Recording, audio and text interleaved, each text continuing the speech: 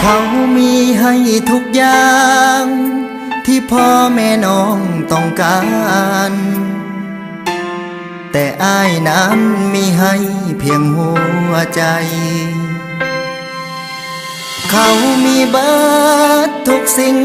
เป็นที่พักพิงให้เจ้าอาศัยคน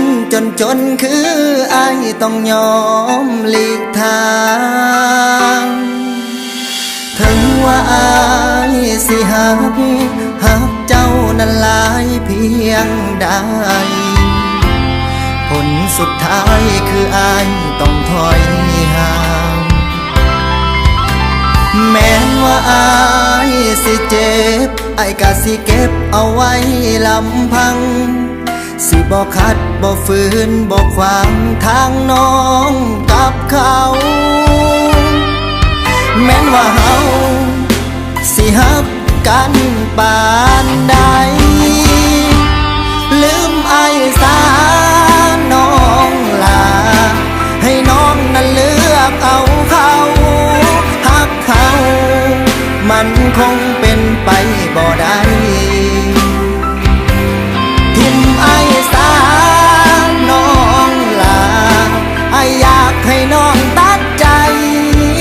อ้ายมันบ่มีความหมายพ่อแม่น้องบ่ต้อง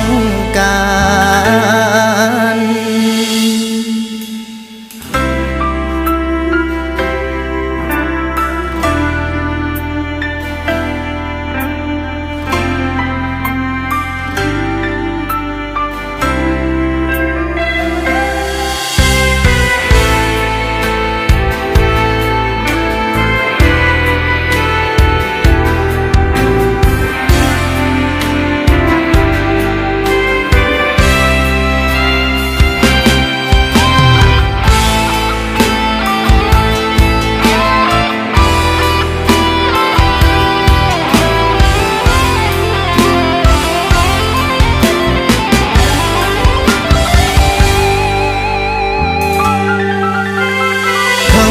อ้ายสิหั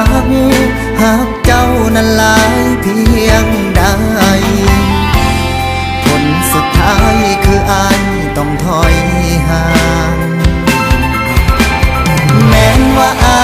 ยสิเจ็บอ้ายก็สิเก็บเอาไว้ลำพัง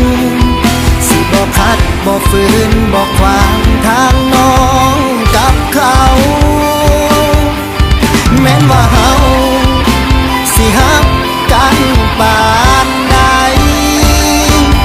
ลืมอ้ายซาน้องลาให้น้องนั้นเลือกเอาเขาฮักเขามันคงเป็นไปบ่ได้ทิมอ้ายซาน้องลาอ้ายอยากให้น้องตัดใจอ้ายมันบ่มีความหมายลืมอ้ายซาน้องลาให้น้องนั้นเลือกเอาเขาฮักเขามันคงเป็นไปบ่ได้ทิมอ้ายซาน้องลาอ้ายอยากให้น้องตัดใจอ้ายมันบ่มีความหมายพ่อแม่น้องบ่ต้องการอ้ายมันบ่มีความหมายให้น้องนั้นลืมอ้ายสา